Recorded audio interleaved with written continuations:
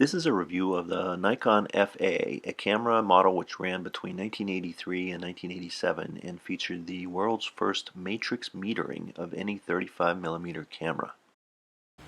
I'm going to go over the external controls of the camera, talk a little bit about my likes and dislikes, go over my history with the camera, and show you some pictures that I've taken through the years. Starting on the top plate right side, you're going to find controls that are familiar if you have any experience with the FM or FE models. First up, the film advance lever. Next, you'll see the multiple exposure lever, the frame counter window, the shutter release button, and the shutter speed dial. Next up, you're going to find controls that are unique to the FA, the shooting mode selector, the shooting mode index, and the shutter speed dial lock. On the left side, you're going to find a dial which lets you set the exposure compensation, the film speed, and on top of that, the film rewind lever. And beside that, you're going to find the exposure compensation lock button. And on top of the pentaprism is the hot shoe, which does support Ttl Flash. Moving to the front plate right side, you're going to find the self-timer lever, the depth of field preview lever, as well as two more items unique to the FA, a hand grip and the metering control button. Moving to the right side, you're going to find the lens release button and the flash sync terminal. Looking at the back plate, you're going to find the note holder, a shutter speed lock button mentioned earlier in the review, as well as a control not usually found on non-pro level cameras, a eyepiece shutter lever. Looking at the bottom plate left to right, you're going to find the motor drive coupler, the film spool release, the tripod socket, the battery cover, and unique to this model, the motor drive contact cover. The view from inside looks different depending on what shooting mode you're in. If you're in manual mode, the left window on the top has an M and a plus and a minus for correct exposure. If it has only a minus or only a plus, then you're underexposed or overexposed. Right beside that, you'll see the shutter speed indicator, which is indicating what the dial is pointing to on the camera. And the box next to that is a window showing the aperture and what you have the aperture set to.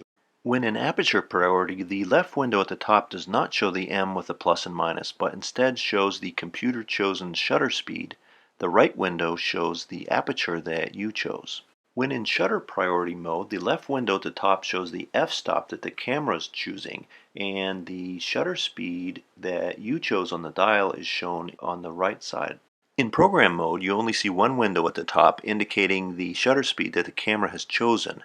You don't get to know what aperture the camera has chosen for you. So this is the fifth camera model that Nikon introduced that was based on this smaller, lighter weight camera design. The first was the FM and FE back in 1977. Then in, I think it was 82, they had the second versions of both of those cameras, the FE2 and the FM2. Then in 83, this camera was introduced. And they really threw everything at this camera, including the kitchen sink. This camera has, for instance, shutter priority and a program mode. In the program mode, you don't have to pick the shutter speed or the aperture. The camera takes care of that for you. But the big thing that this camera introduced to really the world was matrix metering. At the time they called it advanced multi-pattern metering, something like that, but it's matrix metering, and even Nikon calls it matrix today.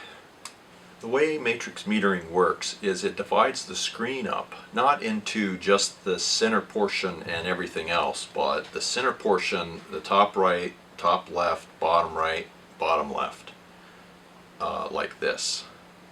And what the camera does, firstly, is it tries to identify what the subject is based on the light properties of those 5 areas, and then it uses a complex algorithm to figure out where to put the or how to expose the picture.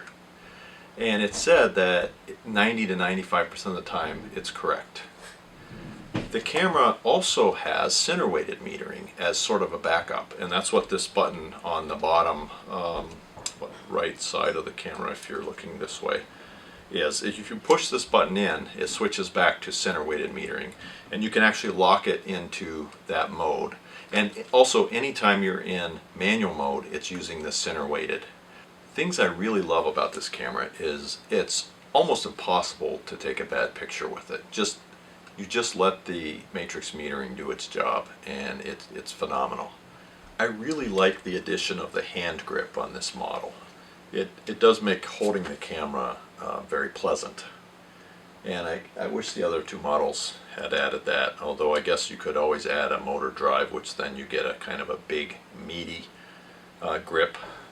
I don't have any motor drives for this camera, and that's another interesting thing about these models.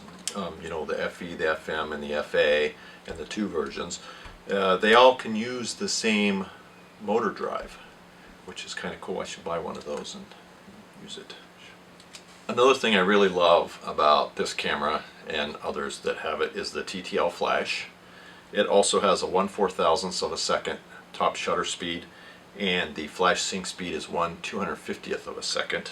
One interesting thing about this camera is because they had to fit all the electronics in the camera, they actually ended up using sort of it's like a plastic top plate, and I've been told this bottom plate is also plastic, which is weird. It doesn't feel plastic, it certainly sounds plastic, but it doesn't feel cheap like some plastic cameras. It's still got some heft to it.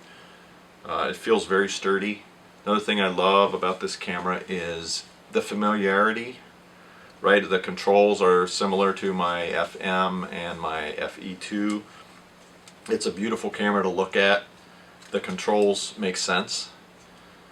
And with this particular model, it's really quick to get the right picture, right? So if you're shooting sports and you want a fast shutter speed, or if you're shooting some scene that you want a slower shutter speed, like a waterfalls or a stream, you put the camera in shutter priority mode, and then you set the shutter speed on the dial, and you let the camera set the aperture. So you set the aperture to the minimum aperture, and then the camera takes over from there, and it'll set the aperture and it'll show you what it's picking in there. Conversely, if you're taking shots of like flowers or other pictures where bokeh or depth of focus is important in your photography, then you set it on aperture priority, and then you set the aperture, and the camera picks the shutter speed, and the camera shows you both in the viewfinder, so you know what you're getting. But it's very quick to take the picture. Now, if you're in manual mode with most cameras, including if you're in manual mode with this camera, you have to pick both, right? You have to pick the shutter speed and the aperture. So if you were, for instance, doing photography where you were focusing on the depth of focus, you were doing maybe a flower and you wanted to blur the background, or a person, you're doing portraits, then you would set your aperture. If you're in manual mode, you set your aperture, and then you look at the meter in the upper left, and then you have to adjust your shutter speed to make that meter tell you that it's going to be correct, right? So you're going to get the correct exposure.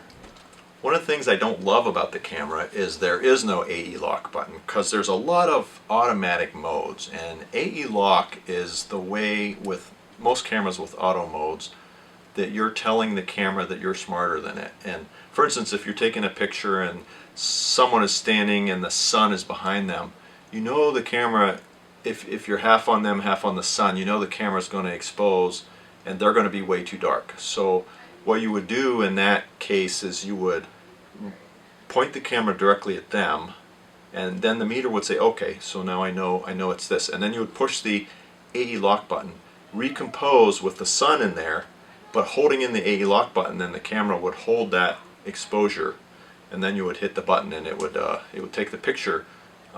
This camera doesn't have that, so that's kind of interesting that they left that out. So I guess you would probably just put it in, just take the picture and hope that the matrix meter does its job, and supposedly it does it most of the time. Also, this model cannot use non-AI lenses. So it does not have the AI index lever that you can push out of the way. So if you try to mount a non-AI on this camera, you're going to end up breaking the camera. Another thing I don't love about this camera is that the film advance lever is also the shutter lockout, or what I often call the on-off switch. So if you have the shutter advance lever in and you push the button, it won't go down. So it's kind of like the off button.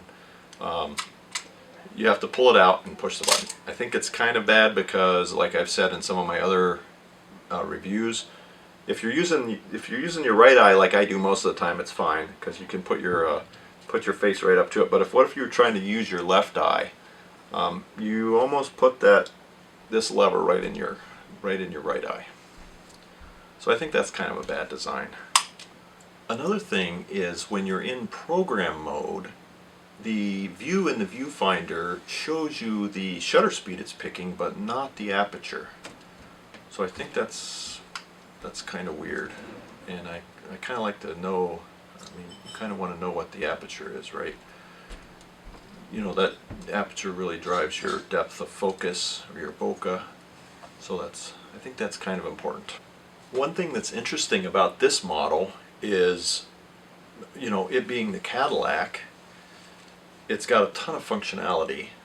It's really a great camera, but check out the prices on Craigslist and on eBay. It's actually less than the FM and the FE, or the two versions of those. So it's really a great camera, and it's got a lot of great features, but it's not that expensive, so I recommend it. Now here's just a few pictures I've taken with the camera through the years. There's horses down the road, and here's a close-up people shot. Here's some flowers with some nice bokeh, and also another picture with some really nice bokeh in the background. If you like my video, hit the like button and think about subscribing. Also, if you have some other ideas for cameras you'd like me to review, write them on the back of a Nikon MD12 motor drive and drop her in the mailbox to me. Thanks. I'm going to go over the external controls, talk about a little bit of... Oh shit, okay. Let's go over the external controls. What am I going to do? If you're shooting like a scene that's dependent, a more important... Take two. On the back of a Nikon MD12... Blah, blah, blah, blah, blah, blah.